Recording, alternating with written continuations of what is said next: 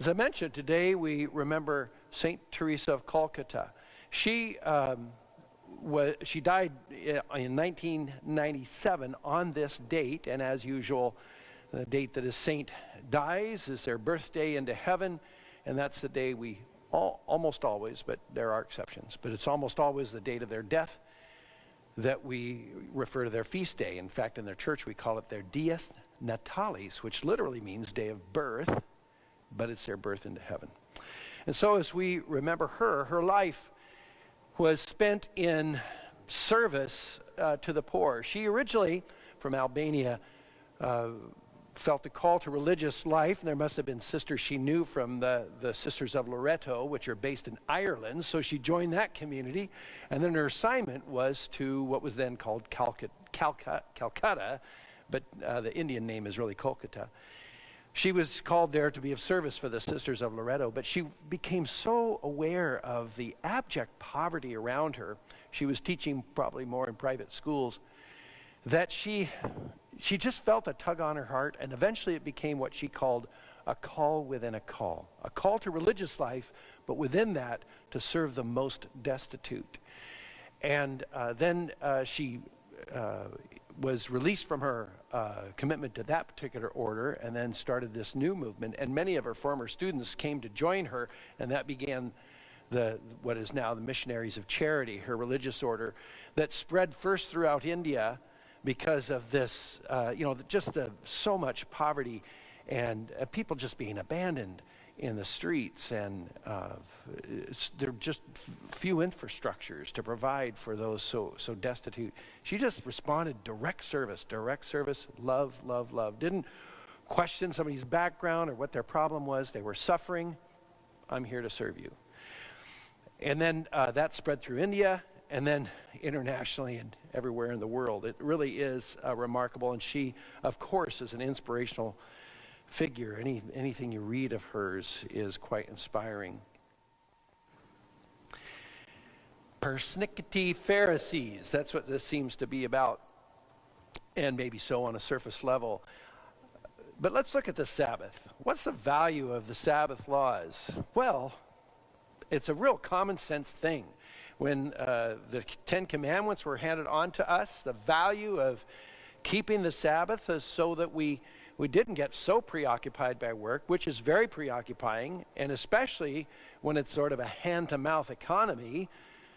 You gotta work or you don't eat, right? So yes, it's a matter of survival, but God is still saying, but you need to make time for me, who is the one who gives you the ability to work, who gives you the resources, even the food that's on your table.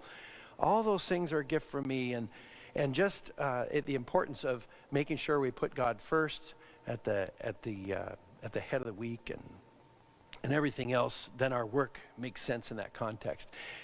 And even today, you can look at 1,000 studies that'll tell you the value of balance in your life, right? If you're only working and never rest, But this is not just about rest. I mean, the value of the rest is also to rest in the Lord, to worship the Lord, to give thanks to the Lord, to acknowledge all that the Lord has given to us.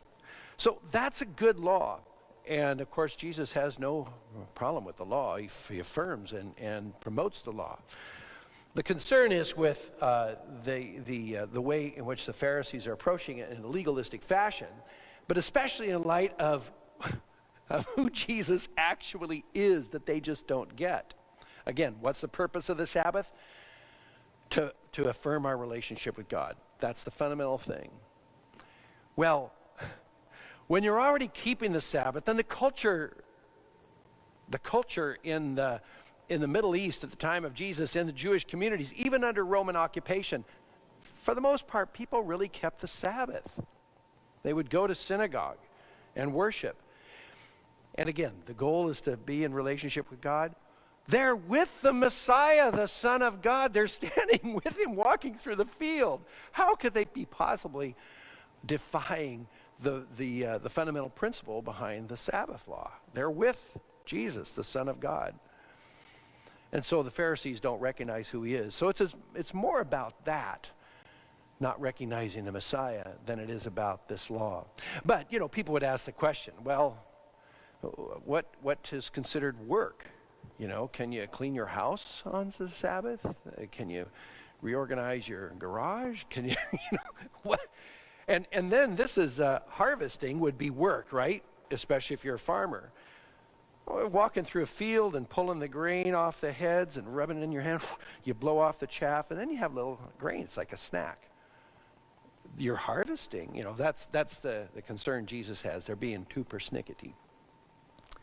Okay, so obviously, we're not to be so legalistic, but to honor and keep the Sabbath by cultivating our relationship with the Lord. Okay, what's this say to our own day?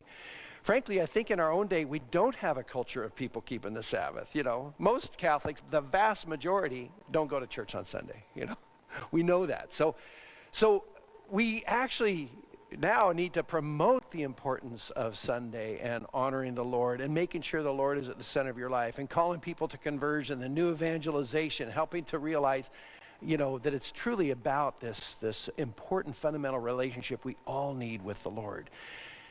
And to at least, at the bare minimum, on what now is the Sabbath, we have moved that obligation to Sunday to honor the resurrection, to go to Sunday Mass, the absolute bare minimum. And it's just, you know, it's hard to get people to come to Sunday Mass, you know. I mean, in normal times, not during COVID, but in normal times, it was already an uphill battle, right? So this, again, gets back to what's the fundamental principle? Keeping our relationship with the Lord. And as our world gets more and more secularized and more places are open on Sundays and all that sort of thing, we need to make a very conscious effort to keep that principle of spending time with the Lord. Not only once a week, but a little bit every day in our personal prayer life, right? Sometime in our day, every single day. Okay, and that's obvious to us. And so it's for people who come to Mass on Saturday, well, there's no obligation. You know, it's preaching to the choir, but still, I know for myself, I'm a priest. I go to Mass every day. I go to Mass every Sunday. But I know that the Lord touches us and calls us to fidelity, each in our own place in life. So I always know I need to do more in prayer. I know I need to honor the Sabbath more. I mean, as a priest, it can be an occupational hazard to look at Sabbath as a work day because it's one of your longest days of the week and I'm exhausted by the end of the day. And I need to make sure, am I praying through those liturgies? Am I really making it for my personal life, not just in the service provided, but, you know, all those kind of things. And each of us, we all know in areas of our spirituality where we can grow spiritually. So to whom more is given, more is expected. So if we have a stronger faith, then we should be exercising it at a stronger level. You know, like an Olympic athlete should be expected to work harder than somebody who's just learning how to hit the ball, you know, so in baseball. So we're called to, at our own level, to grow in our relationship with Christ. What's the fundamental principle again? To have a strong relationship with Christ that's enduring. Now, in these days of the pandemic, well, because of the health crises, yes, for obvious reasons, because, you know, our bishops are common sense. It's not safe to gather in large crowds, so we're dispensed from the obligation of attending Mass literally, but we're not dispensed from the principle of making time for the Lord. That's why, of course, our churches offer online Masses as best we can. But even that, you know, how are we doing that? You know, are we doing that in our pajamas drinking coffee because we don't have to worry about the Eucharistic fast because I'm not going to actually physically receive communion? Or are we trying to make some time for conscious prayer where we set everything aside, clear our minds, and spend time focusing on the Word of God, letting, you know, that spiritual communion, make it matter, you know, and participate in a full and conscious and active way the best we can. We're still called to the Sabbath principle, even if we can't actually go to Mass. So again, it's about the fundamental principle of the law. And frankly, as we look at that principle, our world needs to focus on it more than you know, nobody's worried about the minuscule legalisms. We just need to put God first, at least on Sundays, but of course, every day of our lives. so that actually we'll find the greatest happiness and the hope that God desires for us, the fullness of life in this world and the world to come.